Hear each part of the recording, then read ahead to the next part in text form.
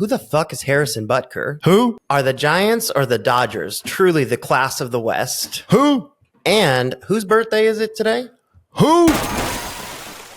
Tired of the sensationalized sports takes? Fed up with the same old rundown? Forget that. Welcome to Balls Out with Shane Wickes and Ophny Escalante. We're peeling back the layers of the game to explore the untold stories, emerging trends, and influential personalities that are reshaping sports, bringing you bold, in-depth analysis with a splash of West Coast flair. It's time to shake things up. Let's go Balls Out. I'm Ophny Escalante. And I'm Shane Wickes. And this is Balls Out. Today's birthday celebrity is Danny Trejo. Do you know Danny Trejo? You know who that guy is?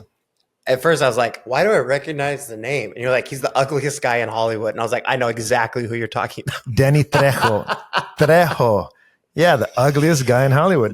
Say true no or not more. true? This guy has more feature films than any other actor alive. Danny Trejo is amazing. He is 80 years old, I believe. The fuck? Yeah, 80 years old. He's his birthday turned 80 today. This guy, at 11 years Holy old, shit. became a drug addict. Heroin, cocaine, went to jail. He's been in prison. He got out of prison and tried boxing for a minute. Was a lightweight champion, a welterweight champion. So he tried boxing. He was rather good. He at was, boxing. he dipped his foot and he drowned. I mean, he was good. He went to prison for armed robbery. He started at an early age. So this guy decides that he wants to change his life. He's now been recovered for 57 years. This guy, ugliest man in Hollywood. He has his own beer company. He has a really booming taco stand and restaurant in LA. I'm sure he's a Dodgers fan, right? Like everybody in LA is. And this guy was speaking at a Cocaine Anonymous meeting, and somebody in the audience liked him or his look and said, "Hey, I'm shooting a movie and we need somebody that looks like you, ugly as you are." I don't know what he told them. And this guy has made a living. He's made built an empire on being ugly and clean up his life. So big ups, big props to Danny Trejo, who is 80 years old today. That's crazy. 80 years old. 57 years sober. You know, I'll say that he doesn't look 80 years old, but he's looked a solid 72 years old for the last 30 years. I agree. I mean, look at this guy. This guy, man. Echo Parque. That's right near Dodger Stadium. So, yeah, the guy's probably a Dodger Stadium. Oh, yeah, he's got to be a big I'm fan. not a Dodger Stadium. He's a Well, Dodger fan. Giants and Dodgers wrapping up their second series of the season, and the Giants managed to take one at least from the series. Shoei hit a bomb. Holy fuck. Dude. Yeah. That was almost like in the McCovey Cove, like via center field. You know, and Bonds used to hit him a bit over Oh, that, but when man. you're on steroids. Yeah, it wasn't that. the longest home run from what I understand. No, I mean, it must be in the post-steroid era, though. Oh. One of the longest, if not the longest. Good point. Right. So We'll have to look that up. since they stopped juicing, that's got to be up there. So, At but least it was a pretty home run, man. Oh, it was gorgeous. It was, and you know what I was thinking as the whole time he hit that ball and as he was rounding the bases, that could have been us. Rounding the bases, dude. That could have been us. Giants Dodgers. So the Dodgers took 2. The Giants took the last one. Who's the better team right now? Do the Giants have a chance? Do the Giants have a chance? I'm asking myself this question. You know, it's too early to tell. It's way too early to tell. Here's the deal. I think that Dave Roberts is a legitimately good manager. He's got all the talent that he needs. Why don't they win? I remember when they won, when the Giants and the Dodgers, what did the Giants win? 104 games that season? Yeah, I was there. Okay, and then the Dodgers won 107 that year, right? And then they played the Giants and the Dodgers played in the playoff, Correct. to play in. What do they call that? The Yes. play-in, And that was the moment the wild card. that yeah. I ultimately hate the Dodgers. the Dodgers beat the Giants in that divisional. that was the moment that I changed my mind on Major League Baseball umpires and reviewable calls. I think everything should be reviewable. That was for the strike that was The called check on. swing. Check swing on. That Who was was? the. That was the. I can't remember who the batter was. Wilmer Flores was the batter. Wilmer Flores. Fucking young guy down at first base just kicked the shit out of that call. And yeah, the umpire. Yeah, and that was the moment when I was like, okay, because I umpired baseball for like almost a decade, I think, up to like a pretty high level, junior college. Which I was umpiring guys that were older than me. Where? In Northern Nevada. So WNCC before they went under, and a lot of travel ball happens in Reno during the summertime. So it was a great place to be a young baseball guy. Yeah. And if you were, involved in baseball in any way, whether that was, but especially like, for umpiring, I made good money, but, I'd always been somewhat of a purist on that part of the game, in that I thought umpire mistakes were part of the deal. However, I think it's lost its charm in a day and age where video replays and everything is just so clear cut, like when in that divisional round was an excellent example of, and I think that was not the COVID year. No, that was before the COVID year. Yeah. No, it was after. I'm sorry. It was after. Yeah. For what's on the line, it can't be a mistake that decides a mistake by an official that is the ultimate out. And again, you can say, well, there's a million, the Giants did not play well during that series. And, I think ultimately the better team won. But I just really was not a fan of just that was at the level of the blown perfect game call by Jim Joyce at first base that initially got replay introduced into Major League Baseball. 2010, it was that bad. Armando Galarraga's perfect game taken away. Right.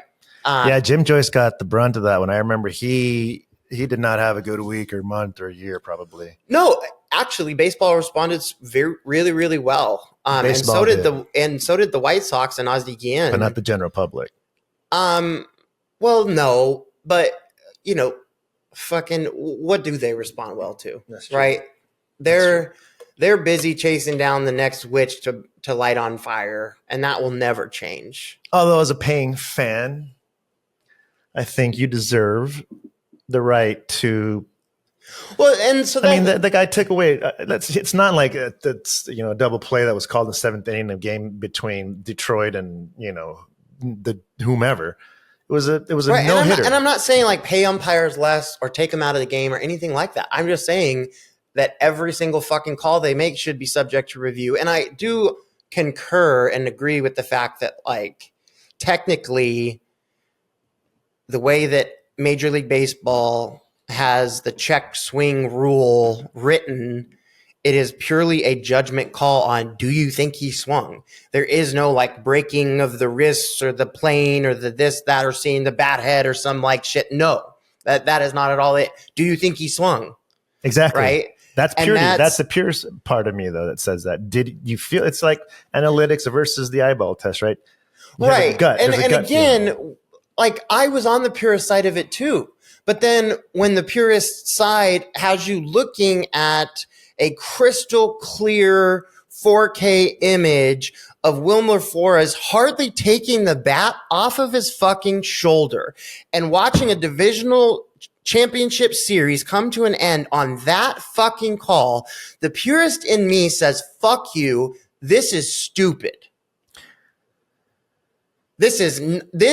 How could we honestly say that the guy standing down there at first base saw what happened? Is now obviously he makes a mistake. He is one of the best young umpires in Major League Baseball. And again, the shit that those guys are right about more often than they're wrong, and their abilities are like really, it is incredible and impressive.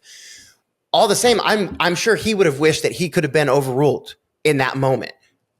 As horrible as that fucking feels, that he would have been, and who knows, maybe the next pitch they strike him out for real, right? And then the Dodgers and Giants, don't have this big ass argument to have of like, oh, well, who was really the better team? And, no, get rid of that.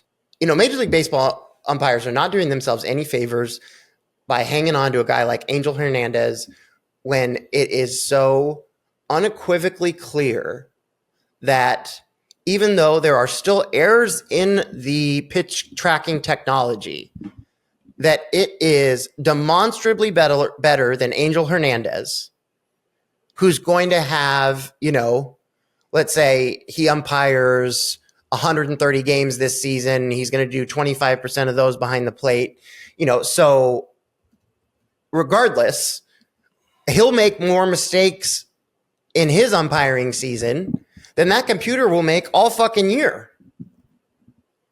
And I understand aesthetically that I like having a guy back there in a coat yelling shit, right? Just because that's how my brain has been taught. Blue coat and gray pants, light blue polo. It's a black coat. It's a black coat. Is it now. A black coat? It's a black coat. Did it used to be navy? It was navy back in 70s. What did you wear? Did you wear the gray slacks? Okay, so yes, there's different colored gray. There's heather gray, charcoal gray. They used to be heather. They're now charcoal. Are there mandated ones you have to get them from a certain place, or? Oh yeah. So you can't just buy your own gray slacks, or it's like this is official MLB umpire slacks. So the MLB, of course, has their own supplier for all that shit. But then, and as you go, you down, were MLB, but you're with somebody. So yes, I worked for an organization. They supplied you. No. So they supplied like shirts and patches and stuff like that. So but largely at that level, you're funding. What about the gear? What about the gear? You're buying your own shit. What'd you wear? Chest pad? You have to have if you're not the old school one. I'm talking about right. You don't go out there looking like shit. No, well, I look like good back in the day, dude. You remember they used to have that? No, I hate that shit. No, it's little hat, no hat. Normal, pretty much. And it was a slightly shorter bill, but not a noticeable not. How'd the hat fit? Fit okay? Was it? Fit? It was a made to fit. It was a fitted hat. And what shoes? Like plate shoes, actual made by Nike. This is interesting to me. I mean, Reebok. Okay, so this is good. No, hold on. I'm going to go through the whole thing. The counter provided by Clicker, counter by you, provided by you, or by the team, or by the league. There's a million different sporting outlets. You just go buy one. Exactly. You just buy your own. I used to. Now I don't know if they're still around. Bro, we just opened up a whole new. We just opened up a whole new can of worms. I don't know if this. I'm not. They're not sponsoring the show or anything like that. But I used to shop through. It was called Umpire. Nice.com. What's that jacket? Did you get fitted for the jacket? Oh, bro, I used to have. I had literally well over several grand in an Umpire grill. Okay, so my man had to be the best dressed. I mean, you were tucked in, pressed. Are you kidding me? Well, actually, I've never seen a sloppy one, to be honest. Right, but think about a gay umpire. Well, yeah. Right? It's umpires dress pretty well. I was thinking about that. Gay, and it's still accessorize that thing, right? Maybe two counters, one in each pocket. Stopwatch, never stopwatch, right? Ironically, yes, I did go to a stopwatch. For what? Because it helps keep where baseball games, especially at the lower levels, get long is in the half innings. And if you don't have a way to keep up your pace of game, you don't get paid by the hour as an umpire. You get paid by the game. Okay? So you can do an overtime game that takes 4 hours, you still correct. Check. Correct. Exactly. The check's been written before the game. So we want to get this bitch going, right? And so dead air is the worst, and that happens a lot during innings, especially at lower levels where you don't have 8 backup catchers, and there's the guy's putting his gear on, right? Waiting, exactly. Exactly. You got the third string first baseman catching. So as soon as that last out happens, start that stuff. Gotcha. And how many pitches do they get? Oh God, it's been so long since I could Hey, it used to be like 6 or something.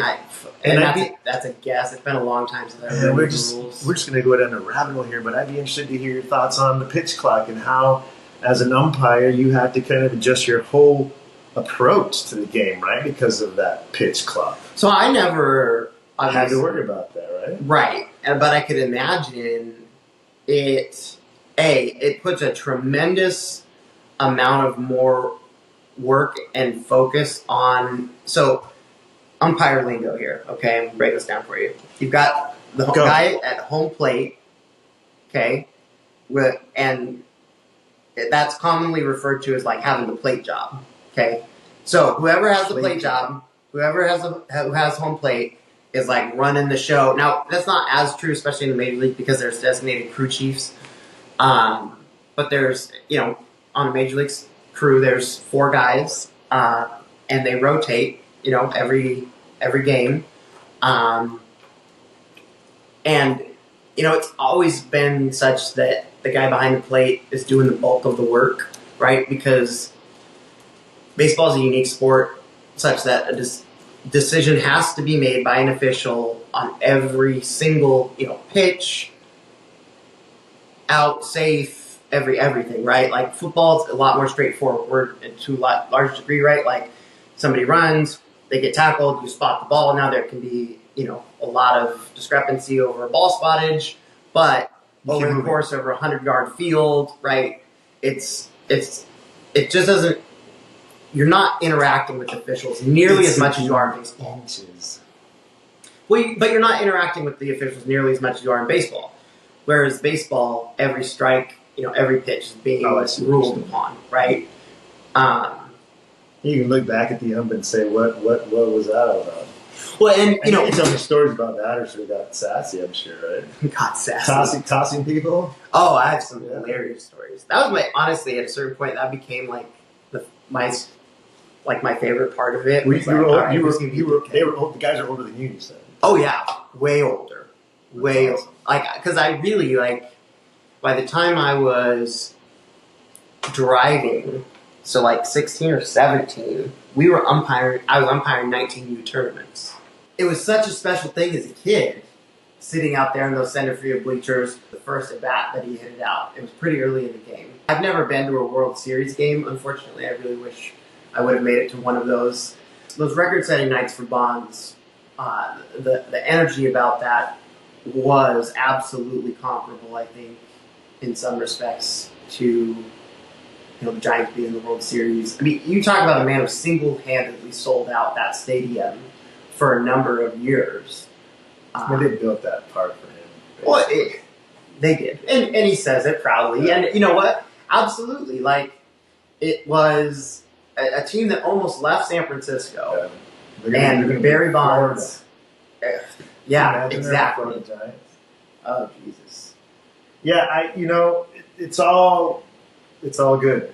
It's all good. With Barry Bonds, I'm okay with him. I had a chance to shake his hand at a 49ers game last season.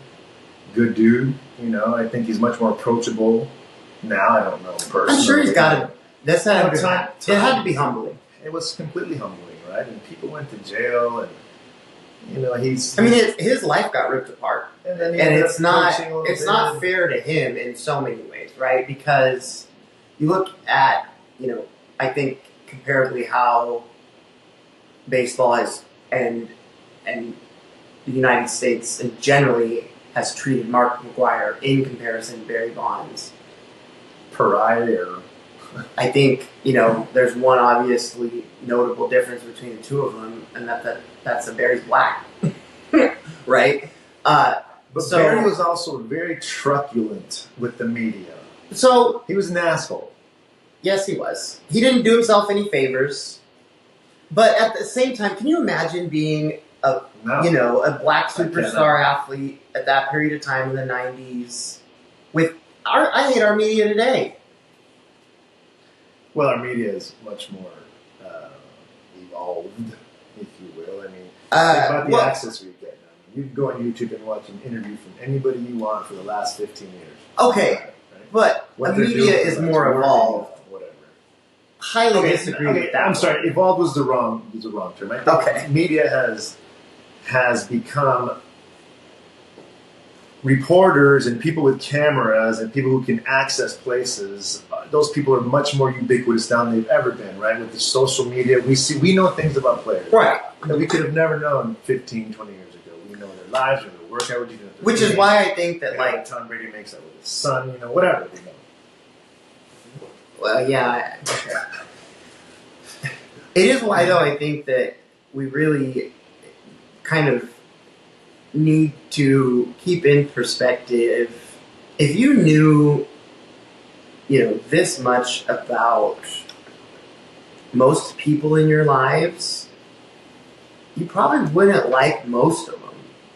So, as we are granted more access to athletes, rather that is something they gift to us through their own social medias and cell phones or whatever, or I keep thinking like I would pay big money to see the Hard Knocks go with the Kansas City Chiefs this year. I'm kind of over the Chiefs, to be honest. I'm kind of over the Chiefs. Oh, I could give a fuck about I think Mahomes is great. They're obviously cannot deny their talent. I'm a 49ers fan, but listen, you get your ass beat, and that's exactly what happened. I purely want to see what's going to go down with fucking Travis Kelce at practice with fucking that douchebag kicker who's talking shit about his girlfriend. That's all that I want to see. That's all that I want to see. Butker. How are things in Kansas? How are things in Kansas City? Right? Well, things are cooking in Kansas City. I'll tell you that. I have some friends out in Kansas City who I met through Outsports and shout out Outsports. Yeah, shout out Outsports. A friend named Justice who has been like the commissioner of Pride for Kansas City. He's done a whole bunch of stuff, including now sits in elected office in Kansas City. Had a pretty entertaining take, and he actually spoke at a commencement ceremony at the same college as Jennifer Coolidge. Justice, my buddy Justice did. So, it is. How do you spell that? The same way? Yeah. Harrison Butker is 28 years old. What an unfortunate name for the circumstances. He's your age. He's your guy. He's pretty. He's July 14th. Harrison, buddy, if you ever come out of the closet, give me a call. Okay? He was born in 1995. Because you're all right. He's got a spouse. Not for long. Not after I've seen that TikTok. He was born in 1995. I was in grad school. I was 2. So I wonder what it is about this young man that, I don't know, encouraged him or what was it? It's a commencement speech. And hey, you know what? I just heard Jerry Seinfeld's commencement speech, and it was fantastic. Oh, yes, it because was. They're flipping it on its ear, right? I mean, it's not go conquer the world, go pursue your dreams. Jerry Seinfeld broke it down in ways that were real. My favorite commencement speech. Of course, it's. My favorite commencement speeches are not, go conquer your dreams and fuck off. Yeah, and they're tired. They're played, right? You're about to become an adult. Give me some practical fucking advice, okay? So not in any kind of defense of. I mean, I mean to respect his right to say what he wants, right? First, he's got the right to say what he wants, like we all do. And that's really important, right? And all this shit about people calling for his job and all this other stuff. It's like, listen, it's a little much. It's a little much. We need to be at a point where you can hear something you disagree with, say your piece about it, and then move the fuck on, right? This should not. I don't want us to live in a place where asshole, gives a speech and then it has, outside of the Twitter mob taking him and dragging him through the streets, which has been funny as shit to watch. People really need to understand that, like, again, freedom of speech is the reason that I was able to come out, have, we're able to have a podcast that all of us are able to share our opinions about this shit. Whether they're offensive or not. Exactly. That's super, super important. And I think, maybe it's his religious beliefs, right? Maybe he's Christian. I don't know. He did reference. But, you know what? But let me say this, right? So maybe he's Christian, and he has his beliefs, and he's entitled to those beliefs just like anybody is. But I think that stance, and I think I mentioned this in one of our other podcasts, that stance to say you're Christian right now is probably the most dangerous. I don't want to say dangerous. It's probably the most stigmatized of all the things that you can be, right? Christian is a bad word in Silicon Valley. I think we touched on it a little bit. So if it is his Christian beliefs, if it is whatever it is, he has a right to them, If you were given an opportunity, and I do think that while we are very busy shitting all over academia, getting invited to be a commencement speaker somewhere, I think is an honor. Absolutely. If you're given that time, like, straight up, men who are confident about their own sexuality and themselves and their lives and everything that's going on with them, do not take a commencement speech to go on, an anti-gay, misogynistic tirade about, all of that shit that he said, like, and I immediately thought, like, okay, what are you hiding? Hey, as soon as I saw his picture, I'm like, homie's gay. What are you talking about? Like, he's way too pretty to be squawking this loud and drawing attention to himself. And immediately, somebody from his college calls him out, like, bro, you fucked a male cheerleader while you were in college. Yes. So I can laugh about that because he's such a douchebag. But I can also, have some sympathy for him, realizing that he may legitimately be gay, or at least he's had some experience in the past. And, that has had to have made his experience more difficult. I know it made my experience more difficult. And, if not him, that there are certainly guys, maybe not on his team directly, but really close in his orbit who are struggling with this. And I always think I can be a shining example or a stern warning. Our boy Harrison is a stern warning of apparently what a lack of therapy and deep internalized homophobia will do to a man. This is actually the position of place kicker, though, right? But let me before I make another joke about the place kicker being gay, let me make this thought and this point, and it's a serious one. And I know that I hope that we never take ourselves too seriously. We continue to joke on this podcast. But I do think that Harrison's attitude is reflective of a larger environment of disenfranchised young men in America who are radically alt-right in their beliefs. And I have to say that I don't think, that the reaction that this is getting is doing anything but pushing them further to the right. And that is legitimately, it's not just like, oh, well, it would be nice if we all believed in the same God and could sit around, sing Kumbaya and be a happy family or whatever. The largest, most likely demographic of a mass shooter is a young white male. Amen, brother. And there's a lot of correlation between this attitude of misogyny that our homie is just mind-bogglingly stupid how he thought this was a good idea. But again, I respect the right to say what you think and believe, even though I do think that you're a dumbass for doing it.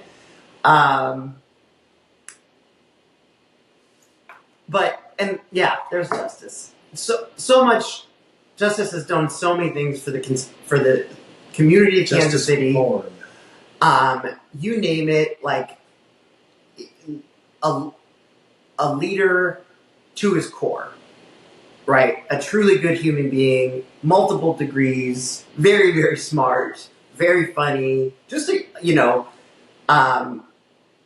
that's and I think that Kansas City locally is doing a good job, from what I can see at least, of propping up, the voices that don't think the way Harrison Butker does. Because Kansas City is just rife with amazing culture, the best culture, the food, the sports, you name it, man. I have people, who have lived there at various points in their lives and will continue to go back there for vacations. I'd really like to get out there myself someday. Yeah. But, this is not again, this is some jackass with some really shitty opinions. Quite the reputation for with some really shitty opinions, and it's not. While that there are legitimately,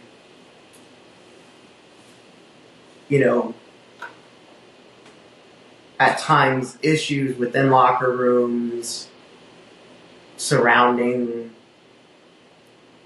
the culture of both treatment of women and of gay, athletes or coworkers, etc. Like it's so organization by organization, and that includes, college, high school, NFL. The NFL is going to distance themselves from this. Harrison Butker gave a speech in his personal capacity. His views are not those of the NFL as an organization. The NFL said in a statement Thursday, the NFL is steadfast in our commitment to inclusion, which only makes our league stronger. Honestly, it may sound cheesy, but I think that that's perfect. I think that that's exactly right. Like, that he's allowed to say what he wants. We don't obviously agree. Like, that's fucking crazy. On many fronts, not just the gay front or the misogynistic front, or the fact that he feels like, he's speaking for an entire religion, which is under fire right now to begin with, and getting a pretty bad rap as things stand. Yeah. This was at a Catholic college. Well, exactly. And so this is a bad look all the way around for him. And that's really all it should be. I haven't done enough research on the situation. I know it's, in front of me and what I see, but every speech that I've ever given, or every person that I've ever known, every student who's ever given a commencement speech, every teacher, every administrator, every person wrote the speech and then had somebody read it and help them, and you bounce ideas back, you practice this thing. Do you want to know who his editing team was? You did a TED Talk, right? How long did you practice for? Okay, 8 months or something. So there's some practice involved. Like who looked at this and said, "Yeah, that's good, Butker or Harrison. I mean, this works." You really nailed this one down. I mean, not to say that he shouldn't have said those things. That's not what I'm saying. I'm saying no, I agree with you. Well, of you course, should have had that thing wordsmithed or something, Well, like, obviously, and this is not a newsflash, that there's a healthy amount of America that agrees, and I shouldn't even say a healthy amount of America, because I don't think that that's true. And I don't even think but there are people who agree with him. But there are people that agree with him. Yeah. And, avoid those people. And it would be great to know, those people's beliefs if they were running for public office, right? Or if in some capacity they could exercise that crazy belief over you, right? It would be good to know about it. But outside of that, it's just a run-of-the-mill opinion. Doesn't mean dick, right? You're another Joe Blow from who gives a fuck where he went to college, and he's a place kicker. Don't draft him on your fantasy team. Watch him. I think the kid's carved himself out a tough road from here. And, if it is true that he hooked up with a guy in college, it's easy to sit here and to laugh at him and make fun of him and all this shit. Raise your hand if you've ever heard of Georgia Institute of Technology. For real? So he's a Georgia guy. He's from the South, Bible Belt. He's Catholic. He's probably got that running in his blood. And you know what? He said it, and here we are. Is he the biggest villain on earth? By no means. I mean, did he say some things that are offensive? Absolutely. But that's the beauty of living in this country, right? We are allowed to say those things without fear of jail or execution or extradition or any of those things, right? I mean, we can say those things. And that's one of the, the underlying currents here. And that was, you can say it. That was sort of my question yesterday with the initial publishing of the article from Out Sports that really, because they were, I think, the first national outlet to cover it that I saw from, right? And then within about 8 or 10 hours of that, pretty much every national and local affiliate had picked it up and run with it. But my question at the time of the story was, what's the purpose of this? Right? Like, why give this guy's terrible speech, that ultimately should have only been heard by those poor people at the commencement ceremony? And if you spend 4 years at a Catholic school, you get what you deserve. Sensationalism, right? We want. Well, it sells. Exactly. They had to put that out. Well, and that was. I mean, again, what I'd like to know what conversations happened between his writing that, his coming up with the idea, who advised them. I mean, it's not like he's. Who gives a shit? So you want to know who let the bad idea get worse? Who co-signed on his bullshit? And for what? Why would we want to talk to them? Not necessarily, no. I'm interested in the process, the conversations that happen, right? At what point do you decide, I'm going to do this, this is a good idea? That can be a solo, just, hey, I'm going to give this speech today because I want to. No, there had to have been a lot of conversations, and regardless of what those people said or what it proves in the end, like, what is that process, right? But, like, who is who? It's like he just helps me to understand. Like, I'm not going to forgive him or be less punishing or whatever, right? I mean, right. He gets to say what he says, but I'm interested in knowing that. I mean, like, who is it? Who are his advisors? I have advisors, right? You have. Is that asking me what the ingredients of a shit casserole? Well, there's shit in there, right? I mean, obviously. But you're like, oh, okay. But don't you think that at some point somebody said, no, don't do that, it's not a good idea? You're going to give a commencement speech. You would hope that he had, there was someone in his orbit who was dissenting. But, I will say. What would you to just go say something that is that offensive? I mean, are you that convicted by your beliefs? Would you do something like that? Was your TED Talk offensive to anybody? No. Yeah. Was his offensive to anybody?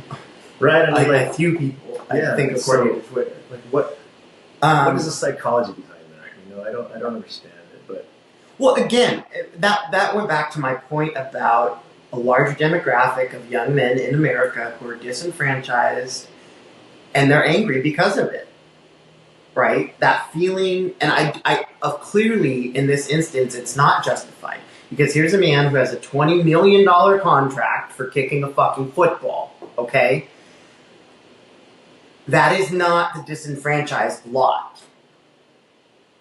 However, he is speaking in line with a much larger group that are these young men who aren't successful in their athletic careers or in their academic careers or in their workplace careers. who get super disenfranchised when they, turn on whatever media outlet and, listen to or read through any story. And it is dangerous. It is beyond dangerous to raise an entire generation. And we've seen the consequences of what does it mean to raise a generation of people, of young men in particular, and look at them with a negative stereotype. We've been doing that with young black men since the emancipation, right? And obviously well before that. My friend, I understand that. Right. So obviously we still have a lot of progress to make in a lot of areas. But going backwards for dialing back, intentionally dialing back progress for anyone isn't the answer, right? And I think that is how you end up with, the Harrison Butkers of the world who have an opportunity to even give a speech like this, let alone, and who knows, maybe the school didn't know what he was going to say. Maybe it was purely because he was the world championship, kicker from the Kansas City Chiefs, and that's was good enough for them. And they were like, hey, come on down. I don't know. But regardless, We're talking about. If from this side of the table you're trying to change someone's mind, right? If you're trying, and who knows, maybe Harrison Butker, his mind cannot be changed, right? Maybe he is, going to believe this way about the world and men and women and our place in it and gay people and all that stuff until the day he dies. Or maybe he's open to maturing a bit, right? And seeing the world through a little bit different lens. Still having his beliefs, whatever they may be, right? He may believe until the cow comes home that women should be in the kitchen and men should be the ones out making money and all this other bullshit, which is hilarious too because his mom's a physicist. But regardless, if we live in a country where, if you were going to put that argument on one side of, did it belong to the Democrats or the Republicans, that is clearly on the right? That is not, of all the things the left is dealing with right now, that hyper-misogyny is not one of them, per se, I don't think. Just give us time. If those people are represented, at least in Congress, by a near half of the country, right? And even if it's not their ideologies per se, but it's the people who believe like I believe that he has a right to say it and that he shouldn't lose his job because he said it, right? That becomes now some sort of radicalized belief that now is, makes you conservative or a Republican or whatever. Well, that's the state of the world we live in, right? I mean, I could give two fucks. Right. I mean, that's just going to happen. It doesn't matter what you say, where you say it, or you say it about. Okay, so regardless of what side you're on, if the goal, which is my goal, is to bring down the extremism and paint a little bit different picture and way of seeing things, which is, it is hilarious to watch him get torn apart by women on Twitter, and it should not cost him his job. I agree. Why? Why would it? Because you offended somebody? Get over it. Exactly. I've always thought it'd be cool to dress as an umpire, but I didn't want to half measure it. You know what I mean? Like pull any coat I have in the closet, whatever gray pants. Right. That would ruin it. I wanted to have the right. Remember the old Major League? Well, not the old logo, but the logo. Yeah. Is that dude right-handed or left-handed? The Major League logo. Is that dude right-handed or left-handed? I think he's right-handed. Look at it again and then let me know. Anyway, Never did it, but yeah, I can't wait to dive in so much more deeply with you into umpiring. Man, what stories? I mean, beyond, we haven't even gotten to football, really. Your football story and, coming up and what the day is like on being a coach on a football team at a Division I program with Long. a lot of repute. Long. Yeah, long days, believe me. But yeah, man, so being an umpire, we'll dig into that. You say a lot of cool things, man. You said to intentionally deny someone's progress. I like that thought. That one sticks with me. For some reason, and I'm not sure where or how it resonated, and I want to ponder that thought. To intentionally deny somebody's progress is a heavy statement. So I was thinking about that, and I wanted to show you the Major League logo here, and tell me, is that dude a right? He's a righty. Yeah, he's a righty. Well, actually, he could be either or. He would be left-handed. He's a switch hitter. He would be left-handed if you're looking at his face profile view, Right. but that could also be... You flipped it, right? I mean, that could also be somebody's back. yeah, I think that's the beauty of it. Have you ever noticed? It could be the front. It could be like you can see the front or the back. Isn't that amazing? I always found that rather interesting. Speaking about baseball, go look at the MLB baseball logo and then tell us, is he left-handed or right-handed? Right-handed, yes. Beautiful. I'm gonna go in final time, and I'm gonna say that I think he's left-handed. I'm gonna say he's bi. And with that, goodbye.